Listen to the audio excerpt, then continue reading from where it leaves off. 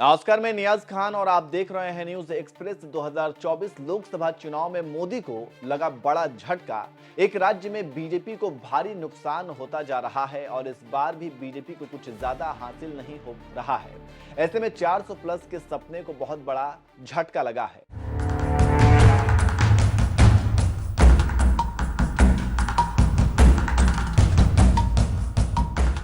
तीसरी बार सरकार बनाने के लिए बीजेपी ने अपनी पूरी ताकत झोंक दी है, लेकिन अपेक्षाकृत सफलता नहीं मिली है और बीजेपी उत्तर भारत की पार्टी बनकर रह गई है, क्योंकि दक्षिण के राज्यों में बीजेपी की अभी तक दाल नहीं गली है और अगर अभी नहीं गली तो आगे गलने की उम्मीद भी नहीं है, क्योंकि बीजेपी का सबसे अच्छा समय चल रहा है और अगर इस समय भी बीजेपी और मोदी दक्षिण भारत में कुछ नहीं कर पाए तो ये मोदी के लिए सबसे बड़ा धक्का है और इस बार तो बीजेपी आर पार की लड़ाई लड़ रही है। ऐसे में एक सर्वे ने मोदी की नींद फिर उड़ा दी है।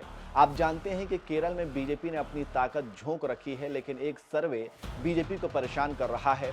पीएम मोदी ने अभी हाल ही में केरल का दौरा किया था और राज्य को कई विकास परियोजना की सौगात दी थी, लेकिन इसके बावजूद केरल में लेफ्ट और कांग्रेस काफी मजबूत है। सी वोटर ने एबीपी न्यूज के साथ केरल को लेकर एक सर्वे किया है, जिसमें बीजेपी को एक भी सीट मिलती दिखाई नहीं दे रही है। केरल में कांग्रेस प्लस को सभी सीटों पर जीत मिल सकती है। एबीपी सी वोटर के सर्वे में बीजेपी को एक भी सीट नहीं, बीजेपी को 20% वोट मिल सकता है। कांग्रेस प्लस को 45% वोट शेयर, लेफ्ट को 31 और अन्य को 4% वोट मिलने की संभावना है।